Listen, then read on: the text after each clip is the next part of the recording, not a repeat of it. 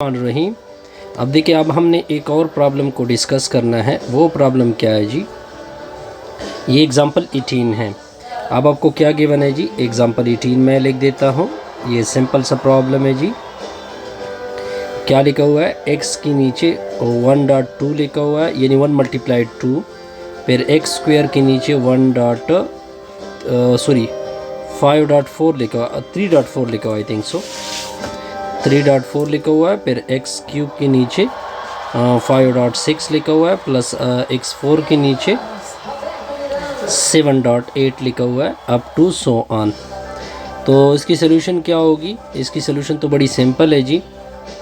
पहले इसका journal term बनाते हैं। जर्नल टर्म के लिए मैं लिख देता हूँ, यहाँ पे जर्नल टर्म देके यहाँ पे 1 है, तो फिर x की जगह इधर 2 हो गया, फिर आगे 3 हैं, फिर आगे क्या है 4 हैं। इसका मतलब ये बना, यहाँ पे आप दो तरह के बनाओगे। एक आप क्या बनाते थे, जिस तरह आप un और vn बनाते थे ना, तो इसको इस तरह करते हैं कि एक un+1 बनाते हैं। ठीक हो गया। x की वैल्यू बढ़ रही है, नीचे तो बेस तो सेम है, सारों का x है, ऊपर 1 2 3 4 1 2 3 4 क्या होता है 1 2 3 4, यानी 1 से स्टार्ट है अप टू सो ऑन। ठीक हो गया। तो ये क्या होगा? n+1 होगा। अब नीचे की तरफ आ जाओ, ये 1 3 है, पहले 1 है, यानी यहाँ पे आप n की जगह स्टार्ट करोगे 0 से, 0 1 2 3 इस तरह। ठीक हो गया ना? तो फिर आपके सारे ऊपर वाले टर्म मिलेंगे 1 3 5 6 1 3 5 7। अगर आप देखें इसको, मैं क्या करूँगा, ये 1 3 5 ये 8 नंबर है ना, तो 8 नंबर का जर्नल टर्म क्या होता है? 2n+1 होता है।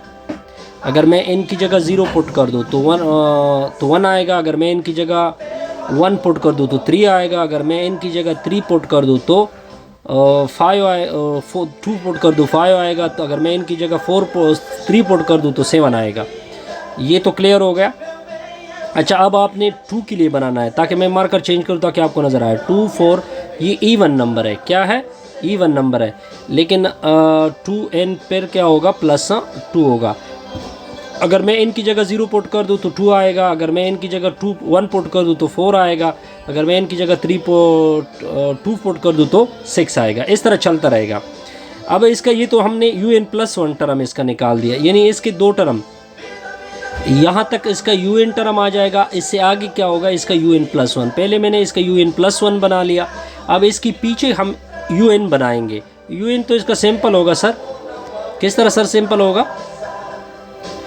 कि आप पावर को एक कम कर दो, इससे एक पावर कम कर दो, यानी x की पावर n होगा। अब इससे एक पावर आपने क्या करना है? कम करना है। क्या करना है जी? इससे एक कम करना है, तो आप 2n-1 आएगा। ठीक है। और नेक्स्ट क्या आएगा सर? नो सॉरी, एक कम कर दोगे तो इससे एक कम कर दोगे तो ये हट जाएगा। इससे एक कम कर दो तो इससे एक कम कर दोगे तो 2n+1 आएगा। ठीक है ना? यहाँ तक क्लियर हो गया। अब आपने इन दोनों को डिवाइड करना है। वो आपको पता है जी, कंपैरिजन टेस्ट आपको पता है कि इन दोनों को क्या करना है? डिवाइड करना है। तो पहले क्या होगा? पहले un+1 के टर्म आएंगे, x पावर n+1 आएगा। डिवीजन में क्या होगा? 2n+1 आएगा। फिर क्या होगा? 2n+2 आएगा।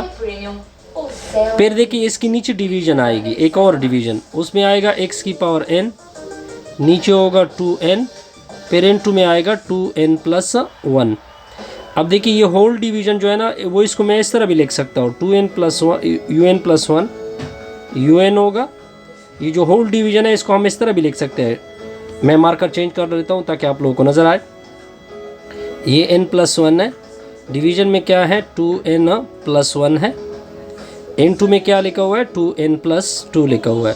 फिर वो वाली डिवीजन, ये वाली डिवीजन मैंने इस तरह लिख दी, सॉरी ये वाली डिवीजन ये मैंने इस तरह लिख दी, x की पावर n, नीचे 2n है, n2 में क्या लिखा हुआ है? 2n+1। यहाँ तक क्लियर होगा। तकसीम को ज़रब में चेंज कर दोगे तो un+1, नीचे un होगा, तो ये ऊपर चला जाएगा, ये नीचे चला जाएगा। x की पावर n+1 डिवीजन में होगा 2n+, 1 N2 में होगा, N2 में होगा 2n+2, फिर क्या होगा 2n ऊपर चला जाएगा इस तरह 2n+1 होल डिवीज़न में आएगा x⁴n। अब देखिए ये तो इसके साथ कैंसिल होगा, ये तो कोई मसला नहीं, un+1 नीचे un होगा। अब देखिए जब ये इस ऊपर चला जाएगा तो ये माइनस हो जाएगा इसका पावर, तो ये जब माइनस होगा तो ये x⁴n कैंसिल होगा, ऊपर आ जाएगा x। ठीक हो गया। अब किसकी बारी हो जाएगी, ये चीज़ बचत हो जाएगी 2n+, ऊपर बचत हो जाएगी 2n की और नीचे बचत हो जाएगी 2n+2 की। लेकिन हमने क्या कहा था आपके, क्या आपने लिमिट भी अप्लाई करना होता है ना, सॉरी लिमिट क्या अप्लाई करो। देखिए some time general term find करना बहुत ही सिंपल होता है, लेकिन सम टाइम जनरल टर्म को फाइंड करना हमारे लिए थोड़ा डिफिकल्ट बन जाता है। वो इसकी वजह से होती है कि हमने फार्मूले यूज़ करने होते हैं। तो यहाँ पे तो मैं कोई फार्मूला यूज़ नहीं कर रहा बहरहाल, हाँ मैंने डायरेक्ट अपने सेंस से डायरेक्ट क्या बना दिए जनरल टर्म। वीडियो क्या हो गई, कंप्लीट हो गई। काइंडली वीडियो को लाइक किया करें, कमेंट्स का दोस्तों के साथ शेयर किया।